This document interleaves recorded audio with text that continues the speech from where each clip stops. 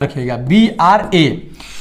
BRA मतलब बुल्लू जो litmus पत्र जो होता है, जो इंडिकेटर होता है, जो कि अम्ल और क्षारीयता का सूचक होता है। जैसे नींबू के रस है, नींबू के रस गिलास में रखल है, तो ए में उसको डालिएगा ना तो कैसा रंग का हो जाएगा, ठीक ना। तो बुल्लू लिटमस पत्र रेड हो जाएगा काथी में, एसिड में। एसिड मतलब अम्ल में। अगर ए में हम बुल्लू लिटमस पत्र डाले, इसमें क्या करें हम कि बुल्लू लिटमस पत्र लेके डाले, इनमें कहती है अम्ल है, तो जानते हो कैसा हो जाएगा, लाल हो जाएगा, रेड। तो समझ लेंगे कि वो अम्ल है, कच्ची है, अम्ल है। तब BRA बड़ा वाला फॉर्मूला याद रखिए, आपको कन्फर्म हो जाएगा। जय हिंद मेरे भावी शिक्षक साथियों एवं ऑल कॉम्पिटिटिव एग्जामिनेशन की तैयारी करने वाले मेरे प्यारे प्यारे दोस्तों, ठीक है ना। आज के इस वीडियो में हम लोग साइंस से MCQ करने वाले हैं, व्याख्या के साथ करने वाले हैं, ठीक ना।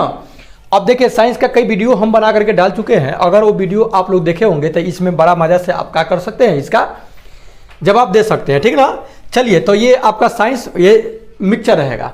फर्स्ट क्वेश्चन आपके समक्ष दिखाई दे रहा होगा कि मायोपिया का दूसरा नाम क्या है। ये जो मायोपिया है इसका दूसरा नाम क्या है। चलिए, तो फिलहाल इसका आंसर हो जाएगा आपका निकट दृष्टि दोष हो जाएगा। क्या हो जाएगा, निकट दृष्टि दोष। देखिए, निकट दृष्टि दोष को अंग्रेजी में शॉर्ट साइटेडनेस या मायोपिया कहा जाता है। शॉर्ट साइटेडनेस या मायोपिया बोलते हैं निकट दृष्टि दोष को।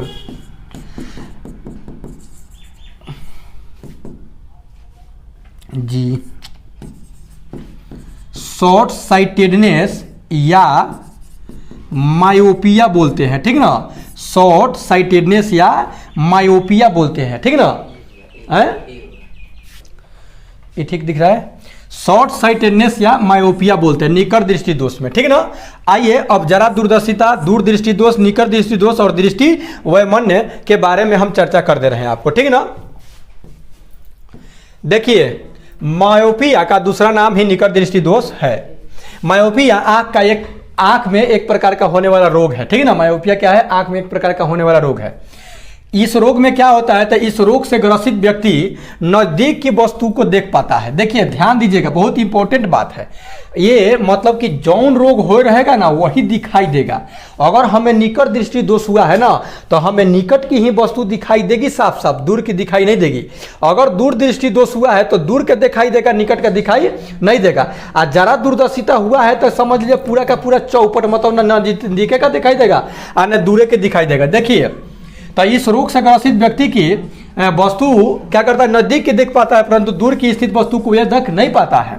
इसके निम्न कारण है। क्या कारण हो सकता है जानते हैं, इसमें नेत्र लेंस की गोलाई यानी मोटाई बढ़ जाती है। नेत्र लेंस जो होता है, लेंस इसमें नहीं दिखा रहा है, नेत्र जो लेंस होता है उसकी गोलाई यानी मोटाई बढ़ जाता है। और दूसरा, लेंस की फोकस दूरी जो होती है वो घट जाती है, ठीक ना। और तीसरा बात यह है कि लेंस की क्षमता भी बढ़ जाती है, जिसके कारण यह निकट दृष्टि दोष आपका उत्पन्न हो जाता है। निकट दृष्टि दोष या शॉर्ट साइटेडनेस या मायोपिया बोलिए, ओके।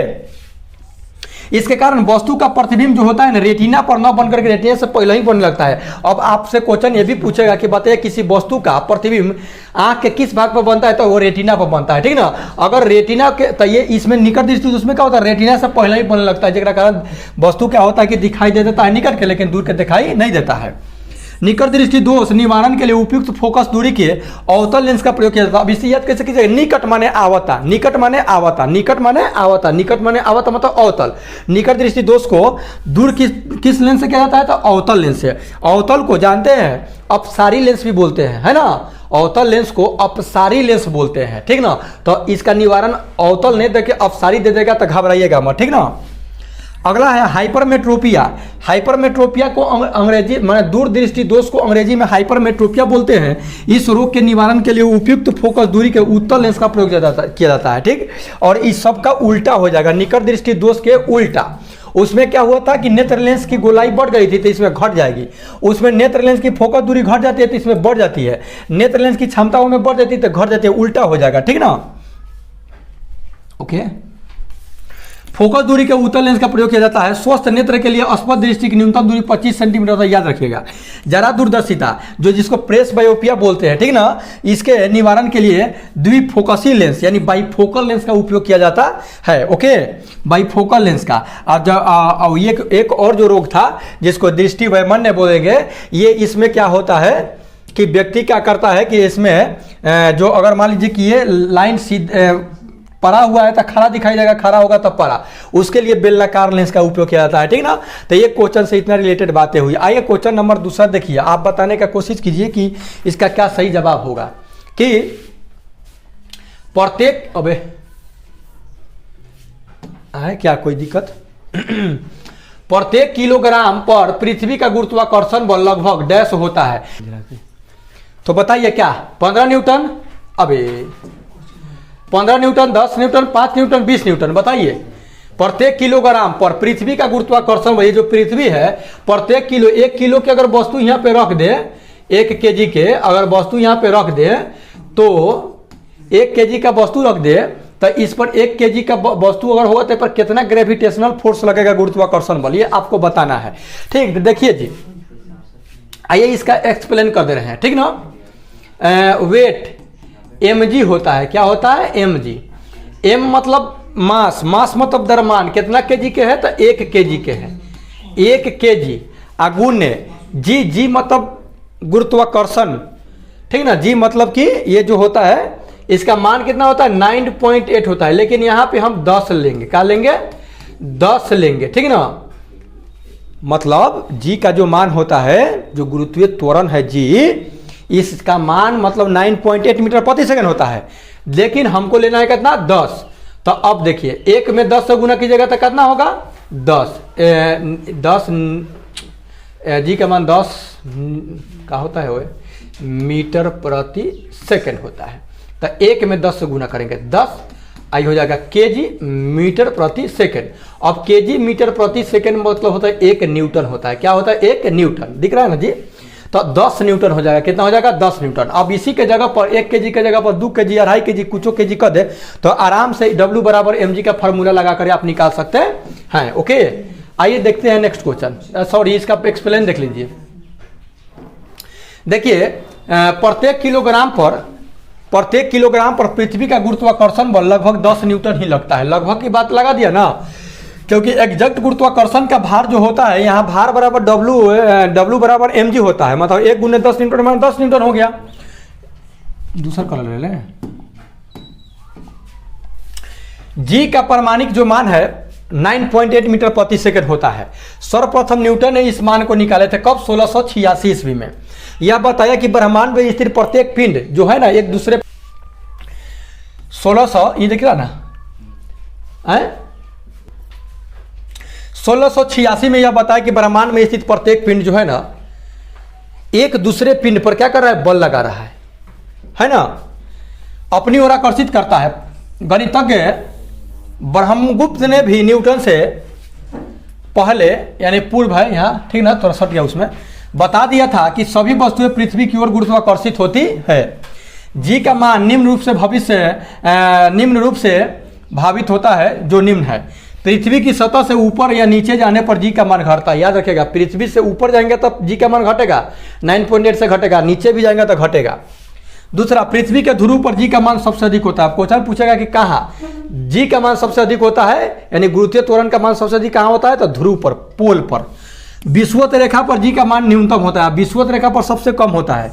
पृथ्वी की विषुवत रेखा समझ रहे ना, पृथ्वी की घूर्णन गति बढ़ने पर जी का मान क्या होता है, विषुवत रेखा पर कम हो जाता है। घूर्णन गति के कारण ही जी का मान घटता है। विषुवत रेखा कहिए चाहे भूमध्य रेखा कहिए, जो पृथ्वी को 2 बराबर भागों में क्या करता है, बांटता है। जैसे मान लीजिए कि ये पृथ्वी हो गया और इसका ये जो बीचे बीचे जो रेखा 0 डिग्री पर जाता है, इसको भूमध्य रेखा या क्या कहते हैं इसको, या विषुवत रेखा बोलते हैं। तो ये जो होता है इस पे जी का मान जो होता है कम होता है, क्या होता है, कम हो जाता है। क्या है, तो पृथ्वी के घूर्णन गति के कारण कम हो जाता है, ठीक ना। पृथ्वी के घूर्णन गति घटने पर जी का मान विषुवत रेखा पर बढ़ जाता है, लेकिन घूर्णन गति अगर घट जाएगा तो बढ़ जाएगा। सार्वत्रिक गुरुत्वाकर्षण नियतांक का प्रायोगिक मान सबसे पहले हेनरी कैवेंडिश ने 1788 में निकाला था। जो 9.8 निकाला गया है ना, वे हेनरी कैवेंडिश के द्वारा निकाला गया है, ठीक है। आइए आगे देखते हैं, अगला क्वेश्चन बताइएगा आप लोग। क्वेश्चन अगला है, सूर्य के प्रकाश में कितने रंग निहित है? सूर्य का जो प्रकाश होता है उसमें कौ को रंग से मिलकर के सूर्य का प्रकाश बना हुआ है? क्या 2 रंग है, 3 रंग है, 7 रंग है, 5 रंग है? कितने हैं? चलिए 7 रंग है, ठीक ना। सूर्य के प्रकाश में कितने रंग है? 7 रंग। कौन है? वह, जा, ऐसे याद रखिएगा। अबे हमारा एने से लिखल नहीं बनल है, एने से लिखल बनल है। वह, जा, वह, जा, नी, ह, पी, ना, ला। वह, जानी, ह, पी, ना, ला। वह से वैगनी, जा से जामुनी, नी से नीला, ह से हरा, प से पीला, ना से नारंगी, ला से लाल। 1 2 3 4 5 6 7। बैजानी ह पीनाला, जिसको भिवगियोर, भिवगियोर। 1 2 3 4 5 6 7। भी से वायलेंट, आई से इंडिगो, बी से ब्लू, जी से ग्रीन, वाई से येलो, ओ से ऑरेंज, आर से रेड। यानी बैजानी ह पीनाला, बैगनी, जामुनी, नीला, हरा, पीला, नारंगी, लाल। ये 7 रंगों से मिलकर के बना हुआ है। और जान लीजिए इसके बारे में, ये जो प्रकाश आपको दिखाई दे रहा है, देखिए सूर्य के प्रकाश में 7 रंग निहित है। जब सूर्य का प्रकाश प्रिज्म से होकर गुजरता है तो वह अपवर्तन के पश्चात प्रिज्म के आधार की ओर झुक जाता है। इसके साथ साथ विभिन्न रंगों के प्रकाश में वो बढ़ जाता है। इस घटना को प्रकाश का वर्ण विक्षेपण भी कहते हैं। प्रकाश का मतलब अन्य वर्णों में विभाजित होने की घटना। वर्ण, वर्ण मतलब क्या होता है? रंग। विक्षेपण मतलब कि छितराना।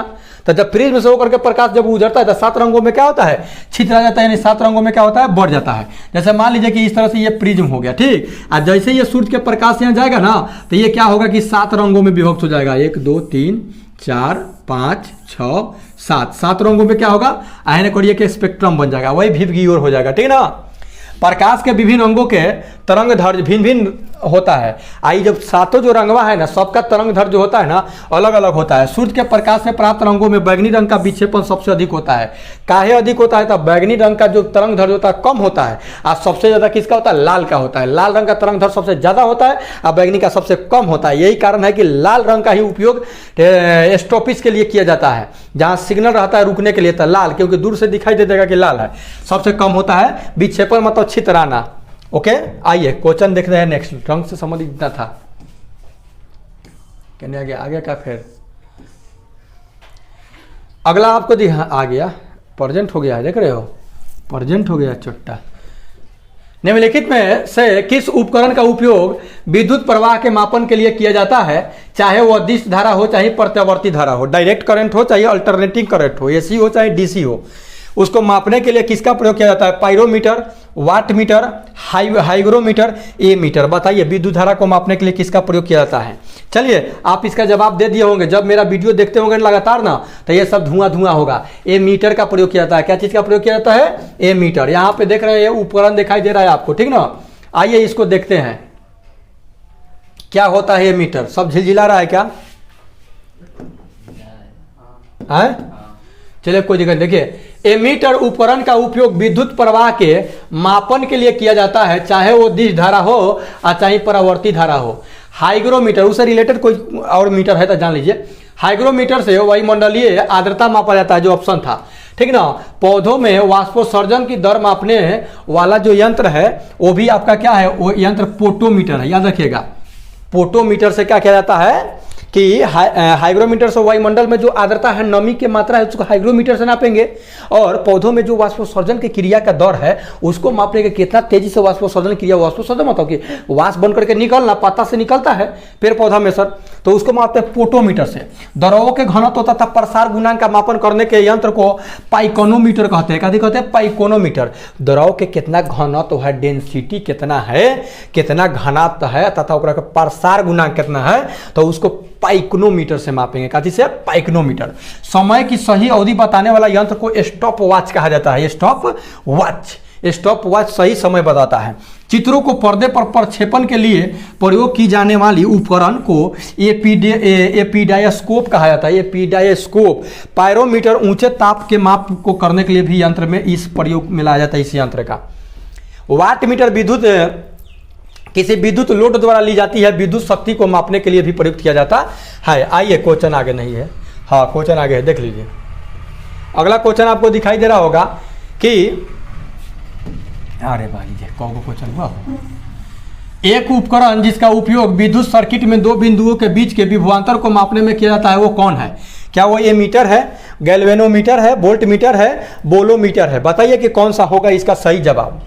सही जवाब बताइए कि कौन सा होगा। एक उपकरण है जना का उपयोग विद्युत सर्किट के दो बिंदुओं के बीच के विद्युत विभवांतर मापने के लिए किया जाता है, तो वो कौन है?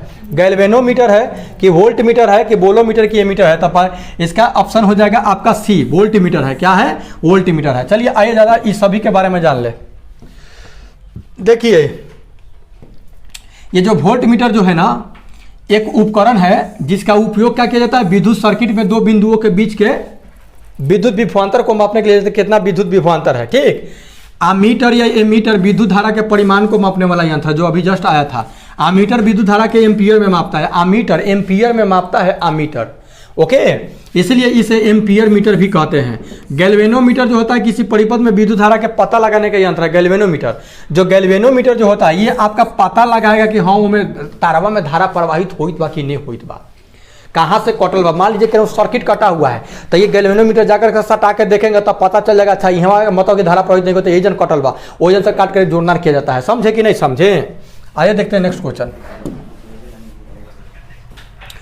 नेक्स्ट क्वेश्चन आपके समक्ष दिया है कि सूर्य के प्रकाश की लाल और हरे रंग की तरंगदैर्घ्य अलग के अलावा महासागरों में जल के अणुओं द्वारा सूर्य के प्रकाश की अन्य कौन से रंग के तरंगदैर्घ्य अवशोषित की जाती है? ठीक ना, क्या पीली है, नीली है, नारंगी है या बैगनी है? ठीक ना, ये आपको अन्य कौन से रंग है जिसका तरंगदैर्घ्य अवशोषित की जाती है? ठीक ना, तो आपका है पीली। कौन है? पीली। Option number A it is correct answer. आइए देखते हैं इसके बारे में जानकारी। देखिए सूर्य के प्रकाश की लाल और हरे रंग के तरंगदैर्घ्य के अलावा महासागरों में जल के अणुओं द्वारा सूर्य के प्रकाश के अन्य रंग जो है ना पीला रंग का तरंगदैर्घ्य अवशोषित की जाती है। कथी का? पीला यानी येलो का। जिस रंग का तरंगदैर्घ्य अधिक होता है उसका प्रकीर्णन कम होता है, मतलब छितराता कम है। ठीक ना। बैगनी रंग के प्रकाश का तरंगदैर्घ्य सबसे कम होता है, लाल रंग का तरंगदैर्घ्य सबसे अधिक होता है। ठीक ना। प्रकाश की तरंगदैर्घ्य का को एंगास्ट्राम में मापते हैं। प्रकाश के तरंगदैर्घ्य को कथी मापते हैं? एंगास्ट्राम। इस तरह से एंगास्ट्राम का रहता है सिंबल। एंगास्ट्राम में मापते हैं प्रकाश की तरंगदैर्घ्य को। तरंगदैर्घ्य को ए से व्यक्त किया जाता है। तरंगदैर्घ्य को एंगास्ट्राम यहाँ लिखा नहीं है, ओकरा बड़ा एक एंगास्ट्राम 10 के पावर 10 मीटर होता है।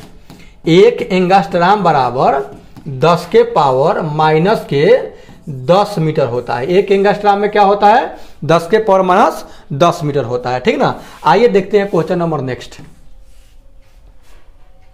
क्वेश्चन नंबर नेक्स्ट है आपका कि कॉर्निया के पीछे पाए जाने वाले ऊतक के रंगीन वलय को किस नाम से जाना जाता है? जो पुतली के आकार को समायोजित करके आंख में प्रवेश करने वाले, ठीक ना, प्रकाश की मात्रा को क्या करता है? नियंत्रित करता है। क्या आइरिस है कि फोबिया है, कोराइड है, रेटिना है? कौन है जो कि कंट्रोल करता है? ठीक ना, कंट्रोल कौन करता है? चलिए इसका फिलहाल आंसर जो हो जाएगा आपका ये आइरिस है। अबे आइरिस हो जाएगा। क्या हो जाएगा? आइरिस। कौन हो जाएगा? आइरिस। आइए अब इस सब चारों के बारे में पहले जान ले रहे हैं। देखिए कॉर्निया, यही आपका चित्र में देख सकते हैं आप। ठीक ना। कॉर्निया के पीछे पाए जाने वाले ऊतक का रंगीन वलय को आइरिस कहा जाता है। कॉर्निया के पीछे जो रंगीन वलय पाया जाता है उसको क्या कहा जाता है? आइरिस कहा जाता है। ठीक ना। जो पुतली के आकार को क्या करता है? समायोजित करता है। पुतली के आकार को, जो पुतली जो आंखवा में है, ठीक ना, एकरा क्या करता है? समायोजित करता है। सही ढंग से मतलब सिस्टम ठीक करता है। आंख में प्रवेश करने वाले प्रकाश की मात्रा को क्या करता है? नियंत्रित करता है। को मतलब ऐसे क्या करता है? कंट्रोल करता है। जब ज़्यादा रोशनी में जाएगा तब पुतली छोटा चुकुन हो जाएगा, अंधारा में जाएगा तो ठीक अपना साइज के हो जाएगा। का है तो भाई ज़्यादा अंजोर में गए तो कम, बहुत मोबाइल ऐसा होता है कि जो धूप में जाएगा ना तो पूरा स्किन के लाइट बढ़ जाता है, क्योंकि धूप में आपको बुझाएगा नहीं, आप छेड़ा में जाएगा तो ठीक हो जाएगा। कॉर्निया नेत्र का बाह्य उभार होता है, इसी के द्वारा प्रकाश नेत्र में क्या करता है? प्रवेश करता है। आँख में प्रवेश कौन से करता है? कॉर्निया के वजह से। नेत्र का आइरिस भाग कैमरा के डायाफ्राम की भांति कार्य करता है। जिस तरह से कैमरा में डायाफ्राम होता है उसी तरह से आपका आइरिस होता है। नेत्र का आइरिस जन्म के लगभग 4 महीने बाद मानव शिशु में आश्रु ग्रंथियां सक्रिय होती है। 4 महीना बाद आश्रु ग्रंथि आता है। 4 महीना के पहले लड़का रही तो रोई हुई नहीं, रोबो करे न, चिलेबो करे तो आँख में से लोर देता उता नहीं है, लोरे नहीं गिरेगा। जो नेत जो आश्रु ग्रंथि है जिनमें से आंसू निकलता है, वो ग्रंथि 4 महीने के पहले विकसित नहीं रहता था। चिल्लाने दो रोएगा, लेकिन आँख में से आंसू नहीं गिरेगा। शरीर अनुपात के आधार पर हिरण में सबसे बड़ी आंख होती है। मतलब कि अगर देखा जाए तो सबसे बड़ा आंख काफी होता है, हिरण के होता है। रतौंधी में रोग सालकाओं में रोडोप्सिन की कमी हो जाती है। मुर्गे के दृष्टि पटल में केवल शंकु कोशिका पाया जाता है। तो मतलब ये सब मतलब है उससे रिलेटेड। आइए जानते हैं अगला क्वेश्चन है, कोयले का जलना अभिक्रिया का उदाहरण है। बताइए, अब ये केमिस्ट्री से रिलेटेड हो गया कि कोयले का जलना कौन सी अभिक्रिया है? क्या संयोजन है, अपघटन है, दोहरे विस्थापन है, विस्थापन है? क्या है? दोहरे विस्थापन मतलब डबल डिस्प्लेसमेंट रिएक्शन। तो कोयले का जलना जो है कौन सा अभिक्रिया है? आप बताइए कि कोयले का जलना, जब कोयला जलता है तो कौन सी अभिक्रिया होती है? तो भैया संयोजन अभिक्रिया होती है। कौन अभिक्रिया होती है? संयोजन। संयोजन कैसे? तो संयोजन ऐसे, जैसे कोयला मतलब कार्बन सी, और एक अथी में जलेगा, ऑक्सीजन में जलेगा, और ये जल के क्या बनाएगा? CO2 बनाएगा। क्या बनाएगा? CO2 बनाएगा। ठीक, तो देखिए संयोजन मतलब कि जुटा तबे तो CO2 बना। तो ये हो गया आपका कौन अभिक्रिया? संयोजन अभिक्रिया हो गया कोयले का जलना। कौन अभिक्रिया? संयोजन अभिक्रिया। ठीक, आइए चारों के बारे में जान रहे हैं। अपघटन मतलब अब एकरे के अगर तोड़ा जाए, आई टूट करके अगर Ca+O2 में अगर विभाजित हो जाए तो समझ ये हो जाएगा अपघटन। अपघटन मतलब तोड़ना। आइए ना 30 शब्द के बारे में तनी जानते हैं। देखिए आप यहाँ पे देखिए, कोयला यहाँ जलाई थी, जो देख लीजिए। आइए कोयला भी जला के दिखा रहे हैं आपको हम।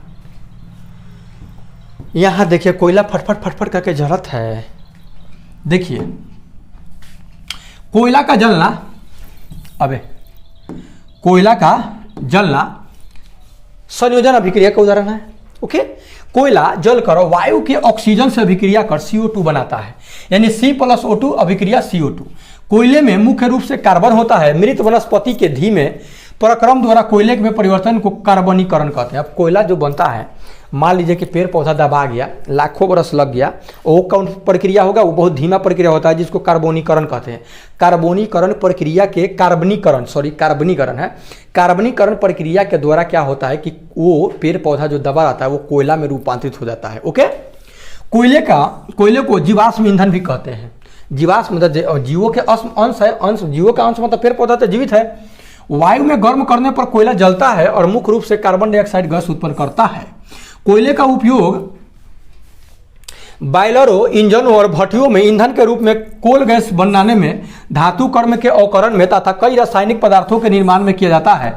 कोयला मुख्य रूप से 4 प्रकार के होता है। इसे भी जान लीजिए तब आपका भूगोल क्लियर हो जाएगा। एगो पीट होता है, लिग्नाइट होता है, बिटुमिनस होता है, एंथ्रासाइट होता है। ठीक ना, तो ये में सबसे पीट घटिया किस्म का है। एंथ्रासाइट सबसे अच्छे क्वालिटी का है। एंथ्रासाइट सबसे अच्छा क्वालिटी का कोयला है। देखिए लिग्नाइट को भूरा कोयला कहा जाता है। एंथ्रासाइट सर्वोत्तम किस्म का कोयला होता है। सर्वोत्तम किस्म मतलब कि बढ़िया, इसमें ज़्यादा मतलब कि जलने की कम धुआं देने का क्षमता होता है।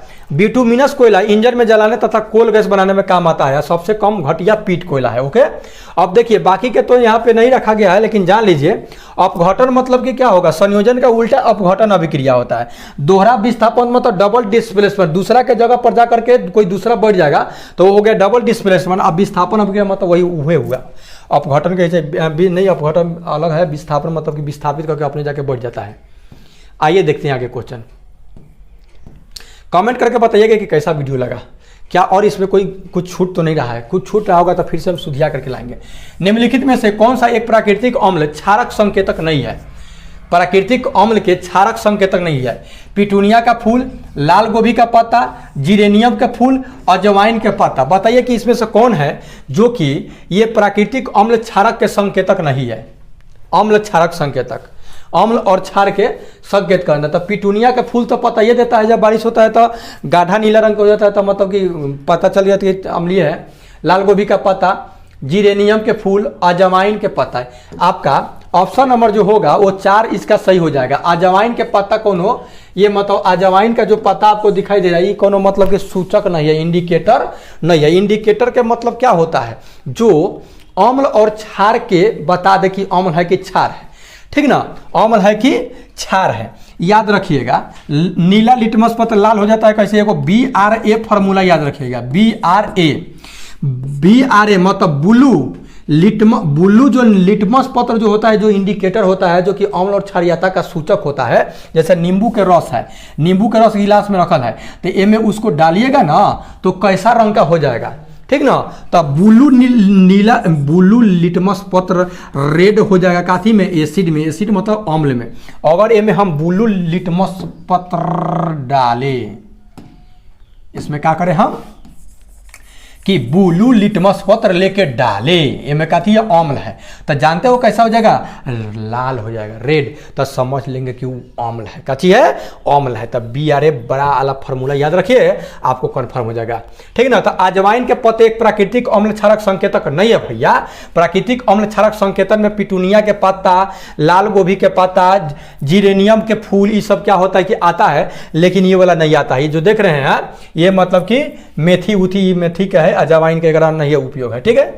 क्वेश्चन अगला आपके समक्ष है, कृत्रिम फाइबर आसानी से आग पकड़ लेता है। जो आर्टिफिशियल जो फाइबर होता है उसमें आग लग जाता है, पकड़ लेता है, परंतु अग्निशामक कार्मिकों के वर्दी को अग्नि प्रतिरोधी बनाने के लिए क्या किया जाता है, इस प्रकार के प्लास्टिक की कोटिंग की जाती है। क्या है, रेयान, कैसा से किया जाता है, रेयान, मेलामाइड, नाइलॉन, एक्रेलिक, काची कराता है तनका है।